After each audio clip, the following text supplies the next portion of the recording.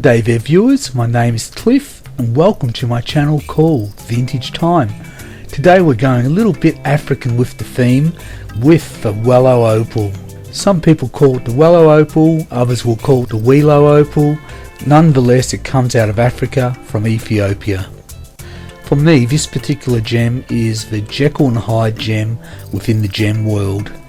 It has this split personality where it absorbs water, which means that it's hydrophane, and also it can dry out, leaving the colour from a crystalline state when the moisture is held within the gem to a dry, opaque white state. It seems that part of this gem's personality is that it has enhanced colours in low light rather than in brighter light. I think I'm going to have a lot to say about this particular gem from a faceter's point of view rather than a commercial point of view. It's touted as some of the best opal on the planet, but I'm not so sure about that. So before I start faceting, I'm going to do a preform. So while I'm doing that, I thought I'd mention a little bit about the Welo Opal. Now, as you may know, Australia has been the dominant force in the opal market for about 100 years now. And during that time, as much as 95% of the worldwide opal production has been mined here in Australia. Today, Ethiopia is well on its way to becoming the second heavyweight in the opal market.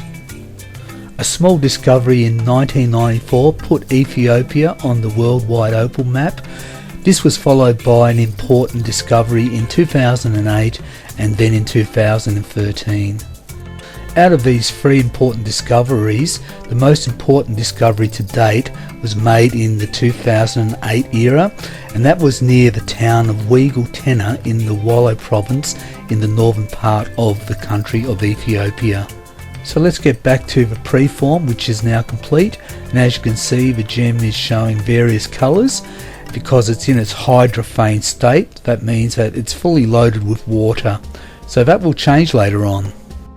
If you're new to my channel, this is the first transfer, and I've discussed this quite a bit in other videos. I've used a two-part epoxy and glued a brass stopstick onto the gem. In this case, I've let it set for 2 days, which is longer than I normally do, but the colour of the gem has really changed from a clear crystalline colour to this milky white quartz colour, revealing a lot less of the colour within the gem.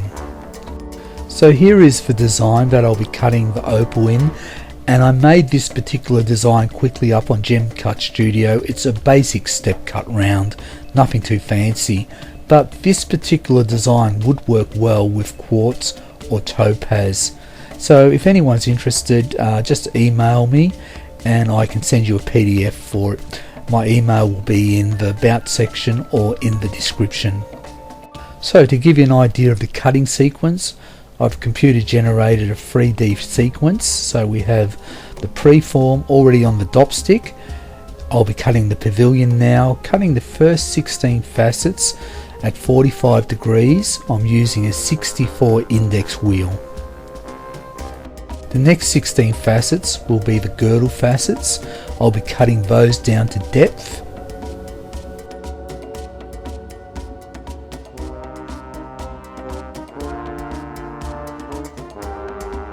So once the girdle facets are complete, we cut what is known as the break facets. These will be 8 facets that meet the culette and the girdle outline.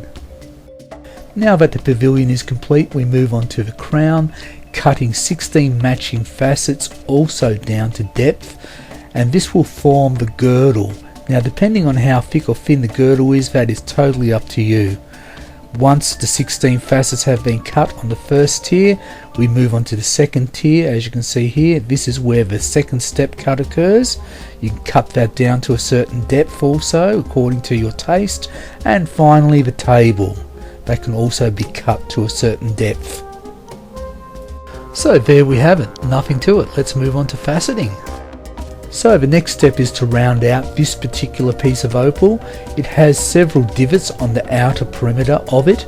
So I've got the protractor angle set at 90 degrees using a 600 grit disc, something not too coarse, and I'm running the lap at a moderate speed, I don't want to be tearing into this opal, it's very soft.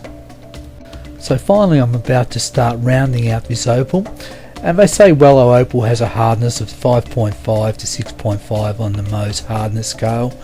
I've cut a fair bit of fire opal before from Africa, and I would find it very hard to believe that hydrophanic or hydrophane opal is of a hardness of 6.5. That would have to be the upper limits. I don't have a vested interest or commercial interest in Welo opal, but those people who do, it just seems like they've been pumping this product for a long time, trying to make it out to be more than what it really is, and the prices of it sort of exemplify that also. To me, when it comes to these soft African gems like Welo opal or tanzanite, there seems to be a huge overpay and great marketing for a gem that really isn't that durable. And not only that, they keep finding new sources of these type of gems all the time. Anyway, let's move on to this piece of Welo opal. I finally rounded it out, so on to the next step.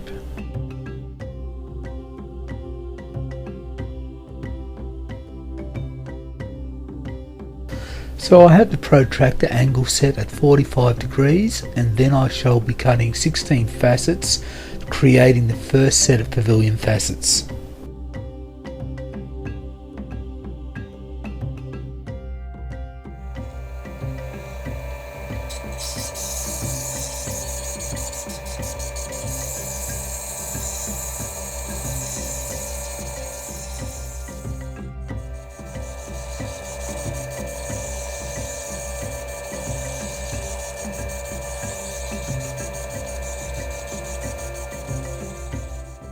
So the first 16 facets are cut. It's a little bit hard to see in the brighter light.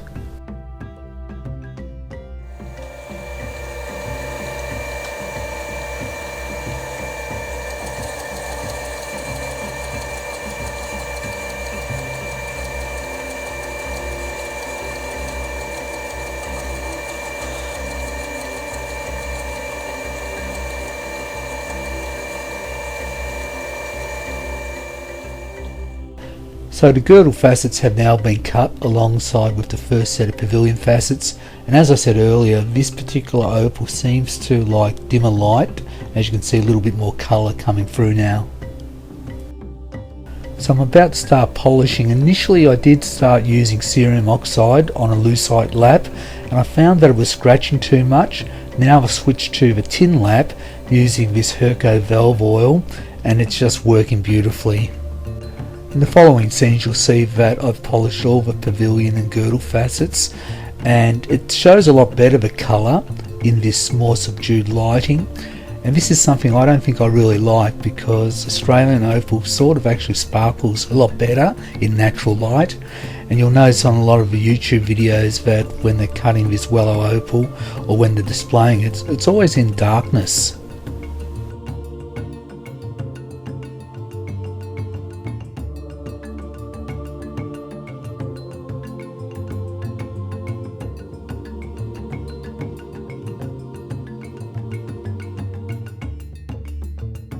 So I've just completed the secondary transfer, and I've removed the other dop by heat, inserted this dop stick with the gem on it into the quill of my faceting machine.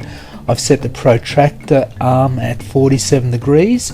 I'll be cutting the first step on the crown, and then the second step on the crown will be at 35 degrees. So I'll be cutting a set of 16 facets. I thought I would mention as a side note, if you've ever faceted this particular opal, Welo or any opal, you need to be careful when it comes to heat. When you're removing these gems by heat, they will be heat sensitive and they can crack. Another thing also is that they do not like ink. They will absorb ink, as you can see here, and that was the ink when I marked out the dop for the center point of the dop. But fortunately I will cut this out when I facet the table in this scene here. Like any gem or any opal, Welo opal does come with its own little complexities. I've cut enough gems to know that this is not a durable gem, although some people seem to think it is. It's not. You can just feel it on the lap.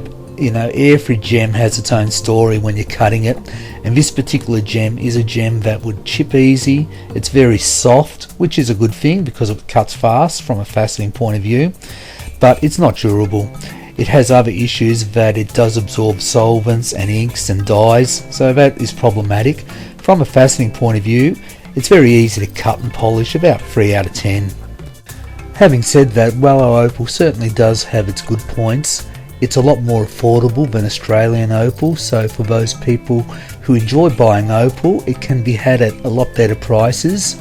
And I know this is not the highest quality Welo opal that I've got here, but for faceters who want to cut their own gems, it's a lot more affordable also.